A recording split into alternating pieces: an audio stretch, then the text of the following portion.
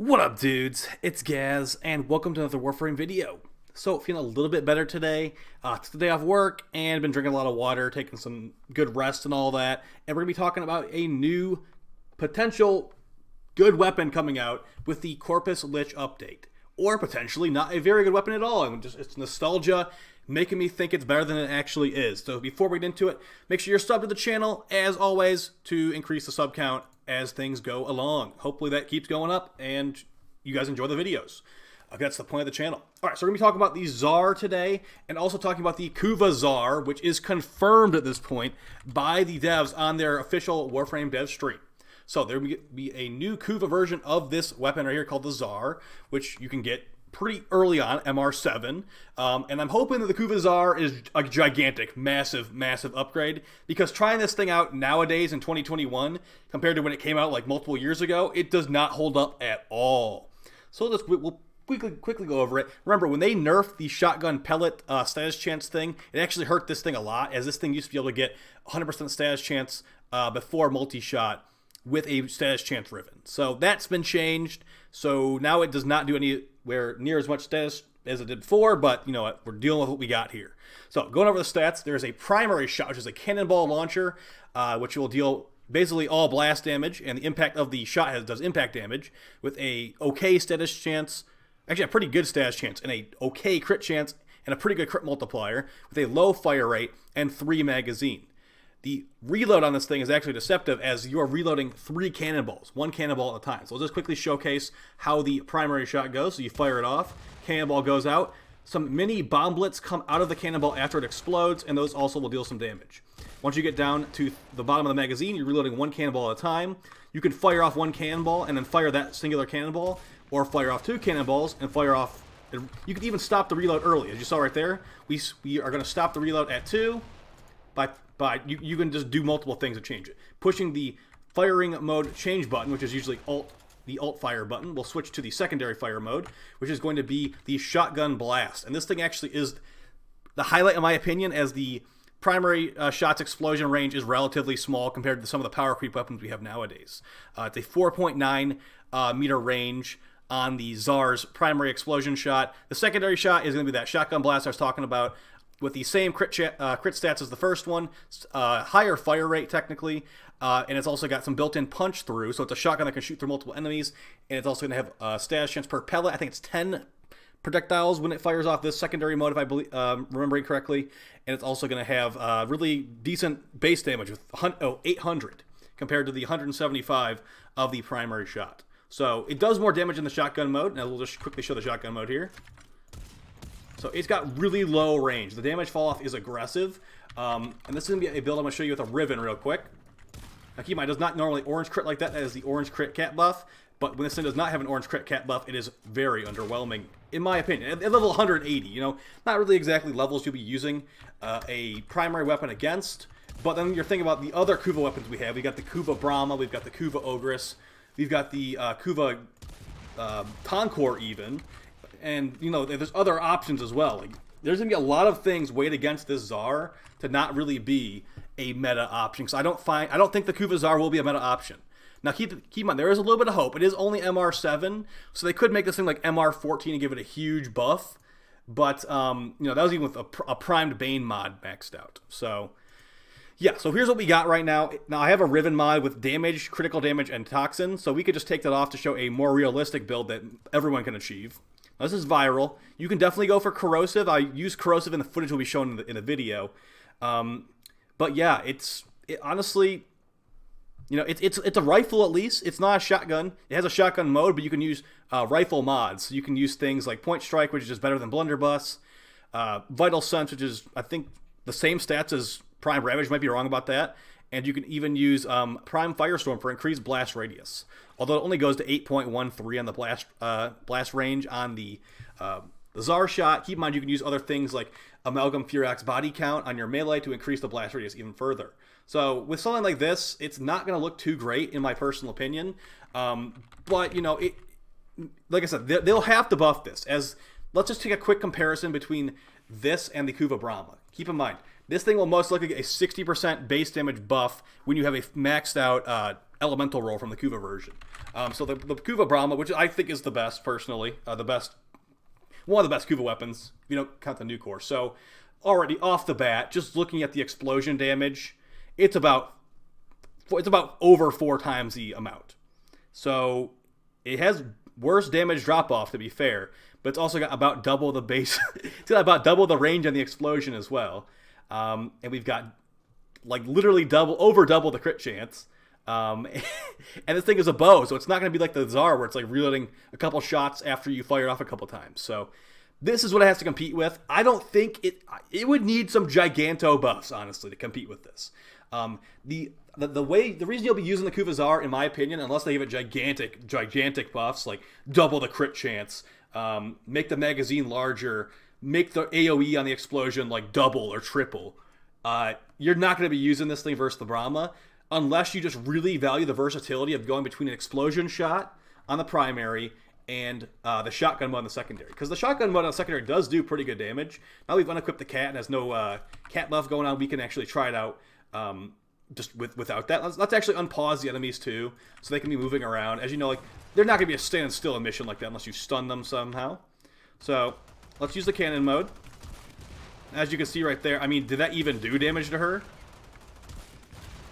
That's an MR7 weapon for sure. This is with no ribbon, keep in mind. Let's use the shotgun mode. Gotta go for those headshots. You're not even going to make a dent on her health bar. Now, it honestly looks really terrible right now. I would not blame you if you thought that. But that is just kind of how it is. This thing came out multiple years ago. It's been power creeped a lot at this point. And corrosive also has been nerfed. The corrosive procs actually no longer will fully remove enemy armor when fully stacked up. They used to do that. Now it's like, I think, like 60 or 80% armor or something like that. So it is not as good as before. And I actually used to run a corrosive build on my Tsar. So let's fully remove their armor with Zaku's 3. And, I mean, now they have no armor. So that's good. Can almost one-shot them. If we had a viral build, it would probably one-shot them. And, you know, this is not looking too pretty for the Tsar right now. It definitely looks like it got stuck in the past. I'm already sick of it. Let's just go back to melee. As you can see, melee is going to have those 4 slash procs and heavy attacks with certain weapons. I mean, this is just like a random Skiajati, but I didn't really think about it too much before I equipped it, to be honest. And not to mention, you can also use things like abilities. We can take their guns with Zaku, and then they're pretty much done for after that. Not even comparable. So these are the things you're competing with the Tsar in 2021. So, like I said, they're going to need to do a gigantic buff. We're going to show some Steel Path gameplay here in a couple seconds. And it's not pretty. It's not pretty at all. I was even using Sabagoth debuff to make the enemies take more damage. So yeah, now, to be fair, this isn't technically a completely maxed out build. You could put Vigilante armaments in that last slot, and this thing does respond pretty well to outside crit buffs. So before we get into that gameplay, let's throw an Avenger. Let's throw an Avenger, and we're going to also throw on the Smita Cat to show how much it does. Like, a crit buff on this thing could be pretty sizable and nice, and make this thing push forward a little bit more. But I do think that blast radius is a big enough issue that it could be a problem in the long run. So where is that Adarza Cat?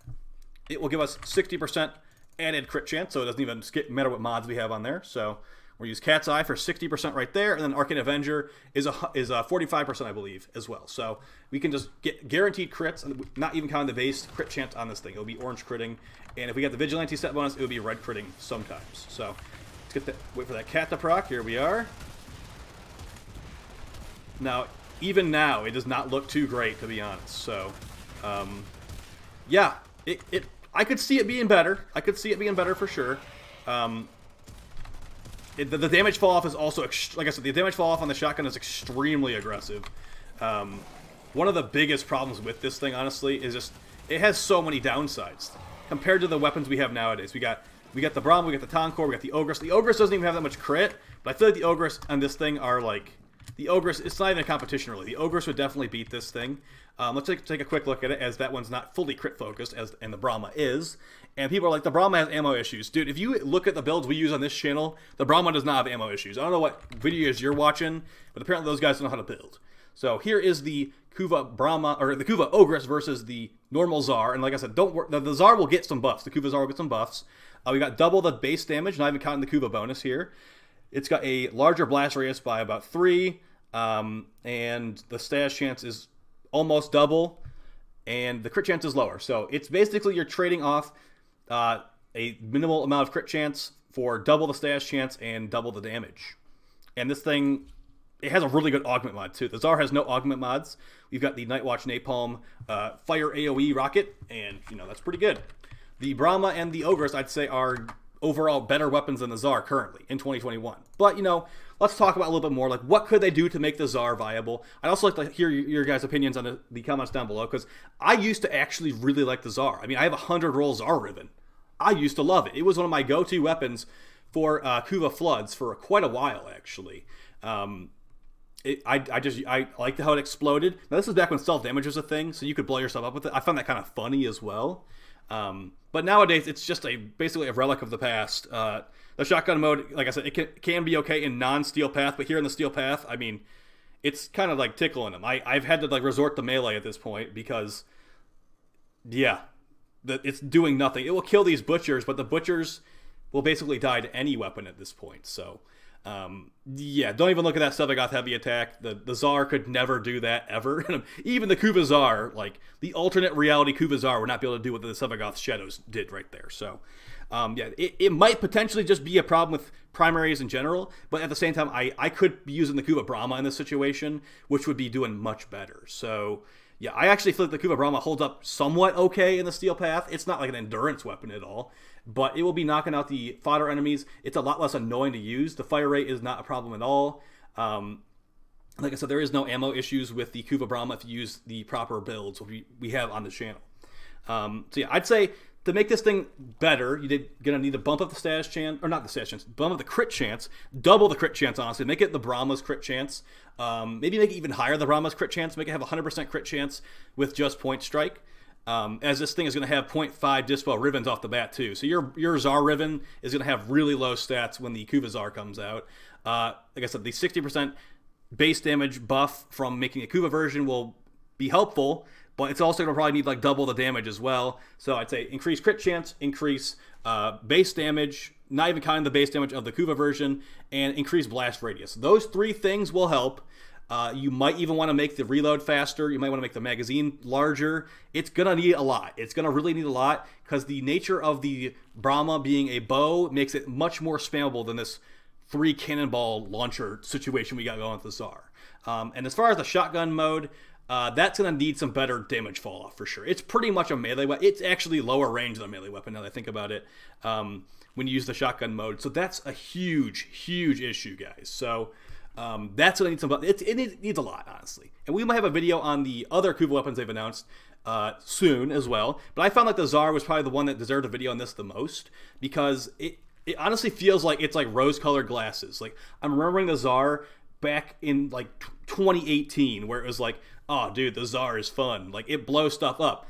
If the enemies have no armor, it's great because at that time you could get one shot in an endurance run. You needed to hide back and blow stuff up from afar or like fully remove armor and then kill them. Nowadays, you can cheese shield gating. The enemies have less armor overall.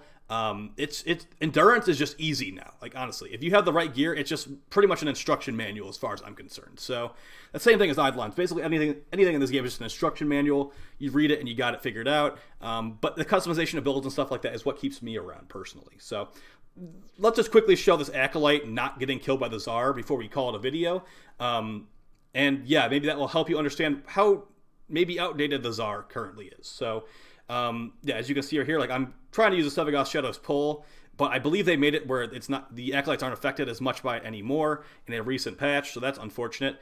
But yeah, we're like backtracking, trying to kill this Acolyte really badly with our Rivened up Kuva Zarr with 100 rolls on the Riven, 3 stats and a minus zoom. Like it's a pretty decent Riven, not a god roll at all.